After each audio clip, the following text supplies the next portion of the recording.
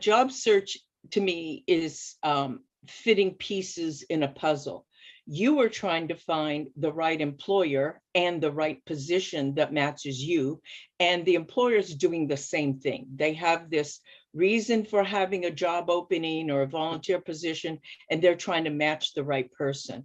And we must, as people applying and interviewing, must be able to state how our puzzle pieces, our qualifications fit their position and their company. It's not just the position. And what I'm going to cover is also how we research the organization to make sure that it's really an organization we want to spend the time preparing a resume for, interviewing with, and just taking the time to do that. So it's one of the most important things is your self-confidence and your self-talk.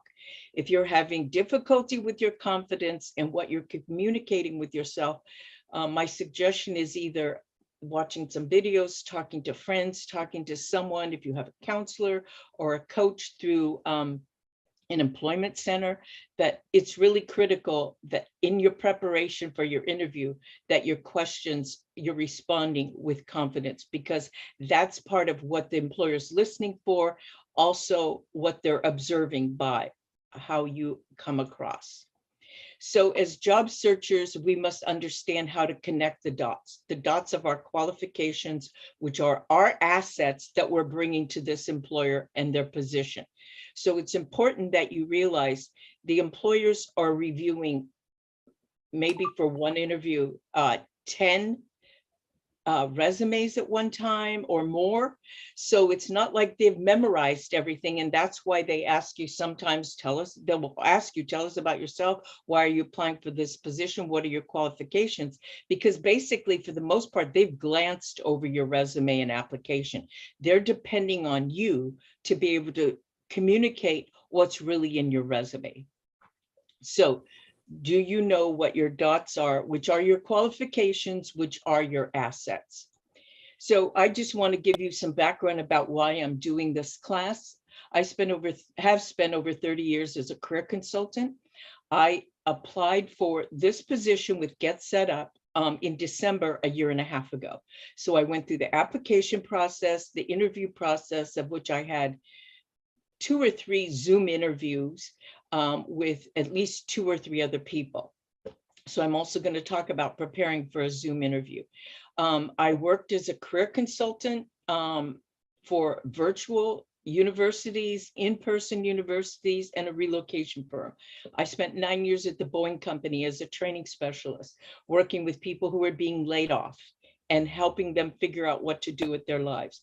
My other background is working in banking as a marketing representative, as manager. I worked at United Way, coordinating volunteer referral. I worked for an airline. I worked in retail and an elementary teacher. So the reason I'm telling you this is this: when you look at my background, it's very diverse.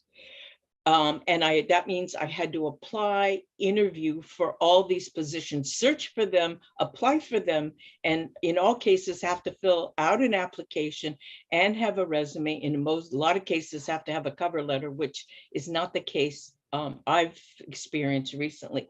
So I just want you to know I've applied for all types of jobs. The key is the theme, my assets. Going through this, it's all customer service in some way, teaching, consulting, advising. So even though they're in different industries, that's the theme. Those are some my most critical assets. So as far as volunteering, a year and a half ago during COVID, I applied for 2 volunteer positions. Hold on, let me just. Oh, hi, Ari. I see you've come in. Welcome. Nice to have you. Thank you. Hi. Okay. So the interview was done on Zoom with 2 board members. And so that was for a career coach position for a nonprofit that provides services to low income or homeless women, to give them clothing for interviews, but also as a career coach, reviewing their resumes and also doing interview coaching. I also applied for a position for a jazz orchestra. I'm not a musician. I attended a concert, loved what they did, and applied to be on their board. I was interviewed by 3 board members on Zoom. I've also been a board member for my professional association, also my condo association.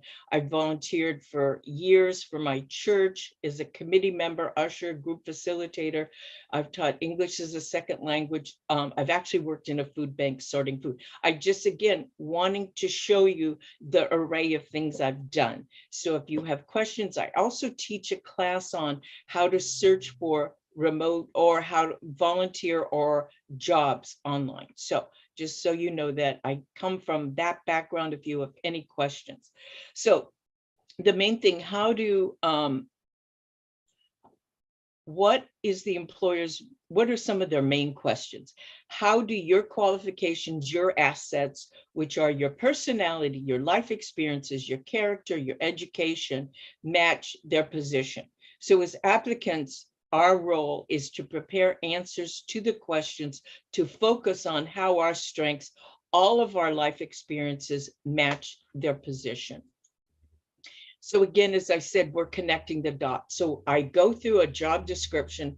The employer's job description is going to list their priority. The things they put first are the things that we need to focus on, their main requirements. And therefore we go into our resume, how we structure the resume, also teach a resume class on how you put the information to reflect their job description. Your focus is on their skill words in the interview, their skill words. You can use their words. You can say, I noticed in the job description, these are the skills that you're looking for. And these are the types of experiences or the training or the education. So these are the things that you're going to mention.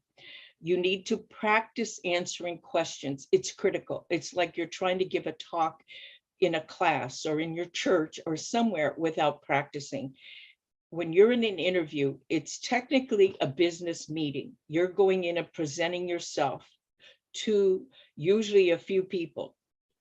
So I'm going to show you at the end that I recommend you have a portfolio with you, which is a notebook that has a tablet, and it also has a place where you have a copy of their job description and your resume that you use. So in this business meeting, you can refer to both of those things. You're talking about, again, your assets, which are your strengths, experience, education, and how they match their description, the employer's mission, products, and services. So these are what the employer's looking for. Your life experiences, number one, they're definitely looking for what have you been doing with your life as far as work experiences, your volunteer experiences, because what an employer, any intelligent employer is looking for, who are you as a whole person, not just what you did in school, not just what you did for work, but what else do you do when you're not working? What do you do? How do you contribute to the community? How do you use your related skills in your community, or maybe you use